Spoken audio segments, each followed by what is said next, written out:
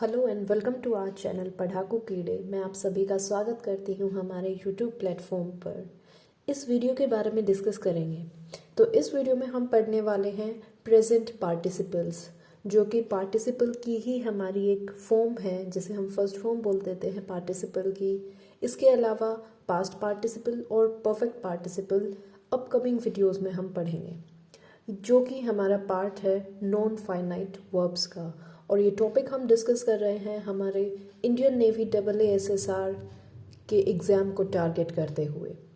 इसी के साथ साथ अगर आप किसी और एग्ज़ाम जैसे NDA, CDS, railway, SSC, banking, किसी भी कॉम्पिटिटिव एग्ज़ाम की तैयारी कर रहे हैं जिसमें इंग्लिश ग्रामर आपका सब्जेक्ट है, तो भी ये वीडियोस आपके लिए हेल्पफुल हैं, क्योंकि मैं कोशिश करती हूँ कि आपके लिए इन वीडियोस में बिल्कुल कोर कॉन्सेप्ट्स तक को मैं डिस्कस कर पाऊँ। ऑल्सो अगर ये वीडियोस आपको लर्निंग में हेल्प करती हैं तो प्लीज़ आप वीडियोस को लाइक करें, थम्स अप दें, जिससे मुझे मोटिवेशन मिलता है। वीडियोस को शेयर करें एंड येस, मोस्ट इम्पॉर्टेंटली आप कमेंट ज़रूर करें आपके कोई भी सजेशंस या कोई भी डाउट्स। चैनल को सब्सक्राइब ज़रूर करिए, बेल आइकन ज़रूर प्रेस करिए ताकि आगे आने वाले वीडियोस के नोटिफिकेशंस आपको टाइम टू टाइम मिलते रहें। So coming to the topic, हम प्रेजेंट पार्टिसिपल V1 प्लस ING इसमें डिस्कस करने वाले हैं। सो V1 प्लस ING जो कि हम देखते हैं कंटिन्यूस टेंसेज में हमें देखने को मिलती है, वही फॉर्म जो जिरंट की भी फॉर्म होती है प्रेजेंट पार्टिसिपल को भी डिनोट करती है। But the difference is gerunds in a sentence behave like a noun, as I have told you earlier. And on the other hand, present participle V1 plus ING अगर sentence में adjective की तरह काम कर रही है तो वो क्या कहलाएगी? प्रेजेंट पार्टिसिपल कहलाएगी। Now what are adjectives? Suppose मैं आपको एक सेंटेंस दूं दैट शी इज ब्यूटिफुल। अब इस सेंटेंस में ये जो ब्यूटीफुल आप देख पा रहे हैं, यही क्या है? एडजेक्टिव की तरह काम कर रहा है। या फिर मैं बोलूँ she is a beautiful lady. यहाँ पे लेडी की विशेषता क्या है? That she is beautiful. तो वो जो ब्यूटीफुल वर्ड है जो हमें कुछ ना कुछ विशेषता बताता है नाउन या प्रोनाउन की, दैट इज एडजेक्टिव। और प्रेजेंट पार्टिसिपल इन का काम यही होता है वर्ब का, कि ये सेंटेंस में हमें एडजेक्टिव की तरह काम करती हुई दिखाई देती है। For example, a rolling stone gathers no moss. Suppose I say this. अब रोलिंग स्टोन, यहाँ पे अगर मैं रोलिंग को एक सेकेंड के लिए स्किप भी करूँ, so a stone gathers no moss. यहाँ पे स्टोन क्या है? नाउन है, यानी कि सब्जेक्ट है। और इस नाउन की ही विशेषता बता दी कि ये कोई साधारण स्टोन की बात नहीं हो रही, एक रोलिंग स्टोन की बात हो रही है, ऐसे पत्थर की बात हो रही है जो रोल कर रहा है। So this is rolling stone. Rolling क्या हो गया? यहाँ पे हमारे पास मेन वर्ब नहीं है, ये हमारे पास एडजेक्टिव का काम कर रही है। अब ऐसा तो हमने देख लिया कि रोलिंग यानी कि ING फॉर्म है, मेन वर्ब की तरह काम नहीं कर रही, तो इसका मतलब कि कहीं ना कहीं ये नॉन फाइनाइट वर्ब होगी। अब नॉन फाइनाइट में हमारे पास इसके लिए ING फॉर्म के लिए दो ऑप्शन निकल के आते हैं, या तो वो जिरंट होगी या फिर वो प्रेजेंट पार्टिसिपल होगी। अब अगर ये सेंटेंस में नाउन का काम करती होती तो वी वुड हैव सेड कि this is gerund, but no, it is working as a present participle और it is working as an adjective in this sentence. So यहाँ पे ये क्या है? Rolling present participle. आगे देखते हैं एक और सेंटेंस जो इसी कंसेप्ट को और क्लियर करेगा हमें। The man chased the running boy. अब यहाँ पे सिंपली ऑब्जेक्ट हमारे पास क्या था? Boy, right?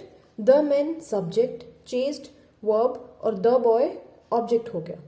अब यहाँ पे द बॉय ऑब्जेक्ट ना होकर के द रनिंग बॉय ऑब्जेक्ट है, और इस बॉय की विशेषता क्या है? कि ये दौड़ रहा है।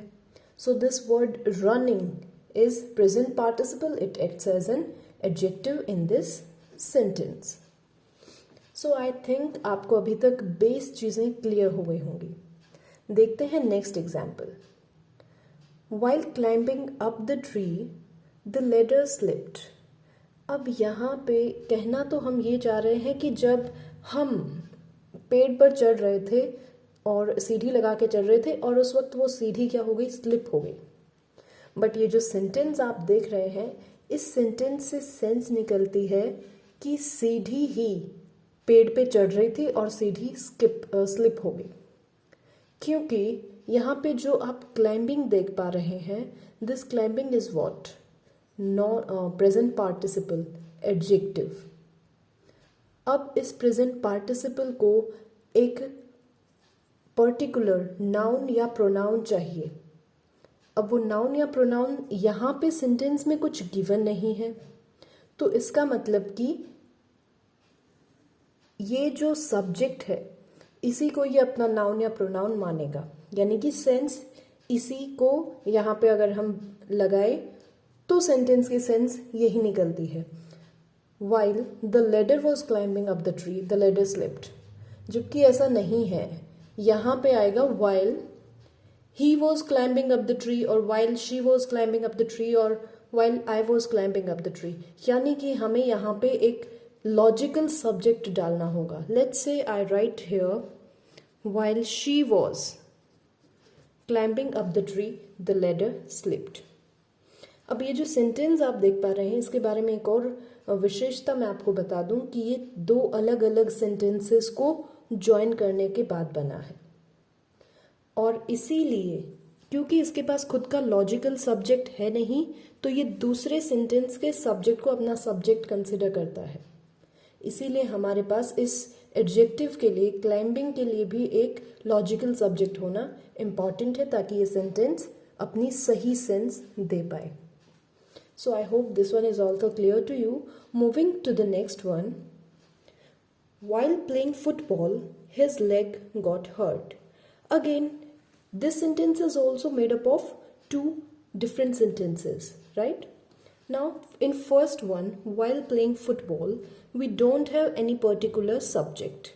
कोई noun या pronoun यानी कि कोई particular defined subject यहाँ पे missing है। Playing हमारे पास adjective हो गया, तो हम क्या करेंगे, इसी सेंटेंस का ये सब्जेक्ट कंसिडर करेगा।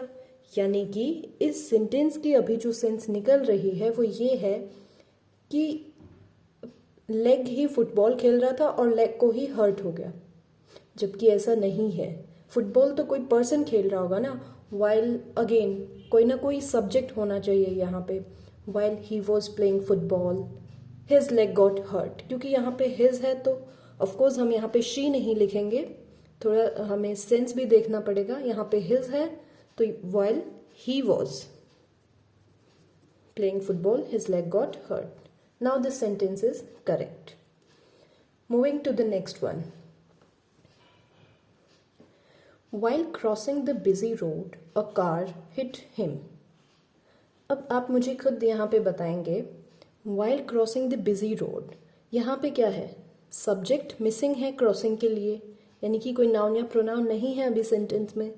तो क्या सेंस आ रही है कि while crossing the busy road a car hit him, यानी कि अभी तो सेंस ये आ रही है कि ये एक रोड है और ये बिजी रोड है काफ़ी, और ये जो कार है ये इस रोड को क्रॉस कर रही है और फिर इसने किसी बंदे को हिट किया, जबकि ऐसा नहीं है। बिजी रोड पे कार्स इस तरीके से चलती हैं और रोड क्रॉस कौन करता है, कोई पर्सन करता है। तो वही सेंस हमें इसकी निकालनी है। या तो हम इस सेंटेंस को लिखें while crossing the busy road he was hit by a car। अब यहाँ पे ही जो है वो हमारे पास लॉजिकल सब्जेक्ट का काम करेगा इस क्रॉसिंग के लिए, यानी कि ऑटोमेटिक सेंस यहाँ पे आ रही है while he was crossing the road he was hit by a car। अब ये सेंटेंस सही है। या फिर इस दूसरे सेंटेंस को पैसिव में ना बदलते हुए हम पहले सेंटेंस में चेंज कर सकते हैं, जो हमने इन ऊपर वाले सेंटेंसेस में किया भी है। We can write it as while he was crossing the busy road a car hit him। यानी कि दोनों ही इंडिविजुअल सेंटेंसेस के हमने लॉजिकल सब्जेक्ट्स बना दिए। यहाँ पे मिसिंग था तो वो हमने इंसर्ट कर दिया। So I hope these examples and their explanations are clear to you till here? अगर कोई डाउट रह जाता है आपका तो आप मुझसे कमेंट सेक्शन में ज़रूर उसको क्लियर करें, क्योंकि आगे आने वाले वीडियोस और आगे आने वाले दूसरे टॉपिक्स इन्हीं टॉपिक्स से लिंक्ड रहेंगे कहीं ना कहीं। तो आपको वो टॉपिक समझने में कोई प्रॉब्लम ना हो, इजीली आप उनको ग्रैब कर पाएँ। ये वाले टॉपिक्स अच्छे से क्लियर होने चाहिए। सो हमारे पास हमें याद रखना है कि एडजेक्टिव्स यानी कि पार्टिसिपल्स कम विद नाउन और pronoun, and that too must be logical. So I hope ये एग्जाम्पल्स आपको क्लियर हैं। कुछ और एग्जाम्पल्स पढ़ते हैं कुछ और नए कंसेप्ट्स के साथ। Yes, here we go. अब इस एग्जाम्पल को देखते हैं। While walking in the park dash, और 4 ऑप्शंस हैं आपके पास। First one, a dog bit him, यानी कि कुत्ते ने उसे काट लिया। अब अगर मैं इस सेंटेंस को यहाँ पे इंसर्ट करती हूँ, पुट करके देखती हूँ, so what I find out here is while walking in the park. अब यहाँ पे जो डॉग सब्जेक्ट है दूसरे सेंटेंस का, वो यहीं पे आएगा, यानी कि यहीं पे हम उसको समझेंगे और सेंस निकालेंगे। So while a dog was walking in the park a dog bit him, नहीं, हमें सेंस ये देना है कि जब वो पार्क में घूम रहा था एक डॉग ने उसको काटा, ऐसी सेंस हमें देनी है। सो अगर मैं ऑप्शन नंबर 1 यहाँ पे एलिमिनेट हो गया। Option number 2, he bit a dog, ये तो लॉजिकली या सेंस वाइज ही इसको हम एलिमिनेट कर देंगे, क्योंकि ऑफ कोर्स कुत्ता काटता है ना कि इंसान। क्योंकि वाई डू डॉग्स बाइट, क्योंकि कहीं ना कहीं इंसान उसको पहले पिंच करता है, इसीलिए वो उसको काटता है। तो डॉग्स कभी भी शुरू में आके हमें पिंच नहीं करते, इसलिए हम उनको रिवर्स में नहीं काटते। So somewhere the fault is from the human being side, I would say.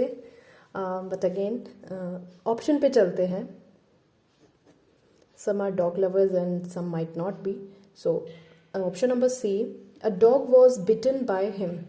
तो हमने बी वाला कहीं ना कहीं पैसिव बना दिया, ये भी नहीं। ऑप्शन नंबर डी देखते हैं। He was bitten by a dog, right. This option is right. क्यों? क्योंकि अगर इस ऑप्शन को मैं यहाँ पे इंसर्ट करती हूँ तो आई विल फाइंड आउट कि यहाँ पे ही वॉज, यानी कि सेंटेंस में क्या है, ही इज द सब्जेक्ट, और ये ही सब्जेक्ट अंडरलाइंड सब्जेक्ट होता है पहले सेंटेंस का भी। So while he was walking in the park, ये हमारे पास अंडरलाइंड मीनिंग हो गया इस फर्स्ट सेंटेंस का। और जब इसको कंप्लीट करते हैं तो we get while he was walking in the park he was bitten by a dog. Now the sense is complete and correct and logical as well. So option number D is correct here. अगले example को देखते हैं, बहुत important है। हम लोग बोल देते हैं डे टू डे लाइफ में आज कौन सा दिन है, सो रिप्लाई में हम बोल देते हैं today is Tuesday, today is Wednesday. But ये सेंटेंस ग्रामेटिकल सेंस में करेक्ट नहीं है। So how do we correct it? पहले तो देखते हैं कि करेक्ट क्यों नहीं है। टुडे इज वेंसडे या फिर today is Tuesday, this is an incorrect sentence according to English grammar, क्योंकि टुडे जो है वो एडवर्ब है। एडवर्ब्स क्या होते हैं? जो हमारे पास ऐसे वर्ड्स होते हैं, एडवर्ब्स, जो एडजेक्टिव्स या फिर वर्ब्स को फर्दर डिफाइन करते हैं, यानी कि एडजेक्टिव या फिर वर्ब की विशेषता बताते हैं एडवर्ब्स। और एडवर्ब से कभी भी सेंटेंस की स्टार्टिंग नहीं होती है। सो ये सेंटेंस गलत हो गया यहाँ पे। अगले सेंटेंस पे आते हैं। Tuesday is today. अब ऐसे सिंपल सेंटेंसेस में जब भी हेल्पिंग वर्ब के बाद जो भी ऑब्जेक्ट लिखते हैं उसको हम क्या बोलते हैं? कॉम्प्लीमेंट। अब अगर ये कॉम्प्लीमेंट है तो ये किसका कॉम्प्लीमेंट है, वो चीज़ यहाँ पे डिफाइन नहीं है। सो एडवर्ब्स हमारे पास कॉम्प्लीमेंट भी नहीं बनते हैं, जिस तरीके से एडवर्ब्स हमारे पास सब्जेक्ट नहीं बनते हैं। तो इसका करेक्ट सेंटेंस क्या होगा? इसकी करेक्ट फॉर्म होगी इट इज वेंसडे टुडे। अब इस सेंटेंस में we have it as subject, is जो कि हेल्पिंग वर्ब है सेंटेंस में, वेंसडे कॉम्प्लीमेंट है और टुडे एडवर्ब है। अब ये सेंटेंस ग्रामेटिकली करेक्ट है। तो जब भी कोई आपसे पूछे कि आज कौन सा दिन है and you are suppose to reply in English, तो आप क्या बोलेंगे? It is Monday today, it is Tuesday today, it is Wednesday today. इस तरीके से आप सही तरीके से इसको बोलेंगे, और जब आप इस चीज़ को हैबिट में लेके आएंगे तभी इंग्लिश ग्रामर इम्प्रूव होगी। मूविंग टू द नेक्स्ट, यानी कि हमें ध्यान में रखना है दिस पॉइंट, इट हमें यूज़ करना है जब भी टाइम की बात हो, कोई हमसे टाइम पूछता है। So we must say it is 3 o'clock in the evening. कोई हमसे डेट पूछता है, so it is 9th of November 2021, जो कि आज की डेट है when I am recording this video. तो इस तरीके से आपको टाइम, डेट, डे इवन, जो मैंने आपको एग्जाम्पल में समझाया है, temperature, weather, it is cold today, it is raining outside, या फिर it is 10 kilometers away from here, इस तरीके से आपको बोलना है। तो moving to the next example after clearing this point, being very active, her business ran. अब इस सेंटेंस में हमारे पास जो सेकेंड सेंटेंस है उसको समझते हैं। बात किसकी हो रही है सेकेंड सेंटेंस में? हर बिजनेस। सिर्फ उसकी बात नहीं हो रही, बात उसके बिजनेस की हो रही है। So this is the subject. और फर्स्ट सेंटेंस में बीइंग वेरी एक्टिव, एक्टिव कौन है? बिजनेस एक्टिव नहीं है। एक्टिव वो पर्सन है जिसका बिजनेस रन कर रहा है अच्छे से। सो हर यहाँ पे शी को डिनोट करता है। तो यहाँ पे एक लॉजिकल सब्जेक्ट हमें इंसर्ट करना होगा at this place, she. She being very active, her business ran, यानी कि वो एक्टिव थी इसलिए उसका बिजनेस चला। This is the correct way of speaking the same sentence. अगला सेंटेंस देखते हैं। Being very ill, they asked him to rest. यहाँ पे सब्जेक्ट क्या है? इस फर्स्ट सेंटेंस में तो सब्जेक्ट मिसिंग है, हमें इंसर्ट करना है। सेकेंड सेंटेंस में देखते हैं, they is the subject, asked is the verb, this is the object. अब यहाँ पे सेंस क्या आ रही है? मान लीजिए आप हैं, 4-5 लोग खेलते हैं, ठीक है, ये तो कुछ ज़्यादा बंदे बन गए। मान लीजिए आपका कोई ग्रुप है और आप लोग शाम को खेलते हैं। एक बंदे के घर गए कि चल पे खेलते हैं प्लेग्राउंड में, बट आप देखते हैं कि ये जो बंदा है, ही और she is not feeling well. अब यहाँ पे हिम है, हिम टू रेस्ट, कि तुम रेस्ट करो, हम खेलेंगे आज, तुम रेस्ट करो, ठीक हो जाओ तब कम एंड जॉइन अस। सो यहाँ पे सब्जेक्ट क्या है? दूसरे सेंटेंस में दे, पर यहाँ पे जो बीमार है वो कौन है? पहले सेंटेंस के अकॉर्डिंग कोई एक पर्टिकुलर बंदा, जो कि यहाँ पे हिम यानी कि ही। सो यहाँ पे जो हमें फर्स्ट सेंटेंस में लॉजिकल सब्जेक्ट इंसर्ट करना होगा वो क्या होगा? He being very ill, they asked him to rest, कि वो बहुत बीमार था और उसके दोस्तों ने, जो कि मैं यहाँ पे अंडरलाइन मीनिंग मान के चल रही हूँ, कि बाकी लोगों ने उससे रेस्ट करने को कहा। This is the sense. Next अगर हम देखें, being very late, they missed the train. अब आप मुझे बताइए कि बीइंग वेरी लेट, इस सेंटेंस से आपको पढ़ के दिमाग में कौन सी इमेज बनी? एक तो रेलवे स्टेशन बना होगा, कोई ट्रेन गई, मिस हो गई, कुछ बंदे वहाँ पे आए ट्रेन मिस होने के बाद। तो लेट कौन था? वो बंदे जिन्होंने ट्रेन मिस की है, और ये बंदे दे ही हमारे सेकंड सेंटेंस का सब्जेक्ट है, जो कि लॉजिकली फर्स्ट सेंटेंस का भी सब्जेक्ट होना चाहिए।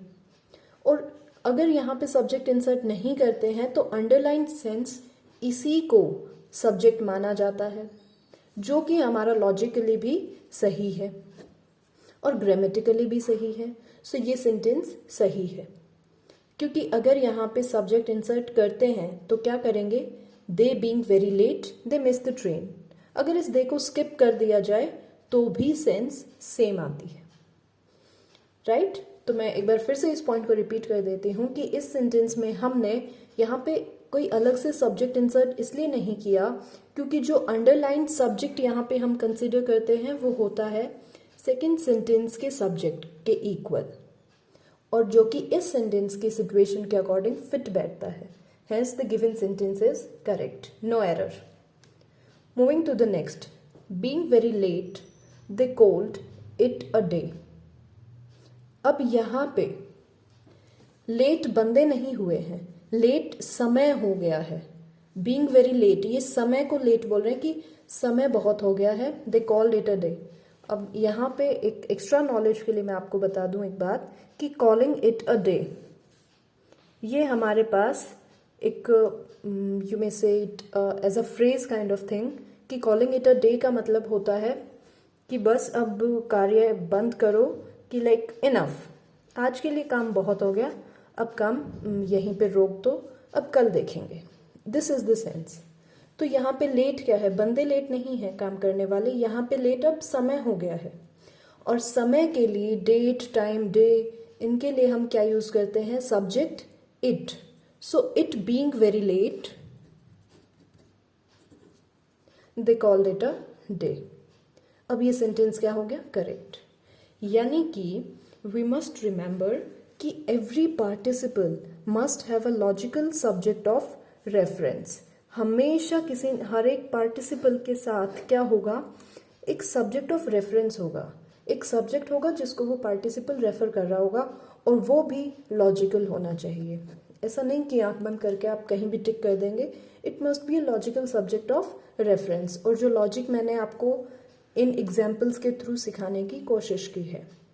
सो अगर आपको ये वीडियो पसंद आया और अगर आपने इस वीडियो से सीखा तो प्लीज़ आप वीडियो को लाइक करें, एंड मोस्ट इम्पोर्टेंटली आप इस वीडियो को दूसरे कैंडिडेट्स के साथ शेयर ज़रूर करें। चैनल को सब्सक्राइब कर लें ताकि वीडियोज़ के आगे वाले नोटिफिकेशंस आपको टाइम टू टाइम मिलते रहें।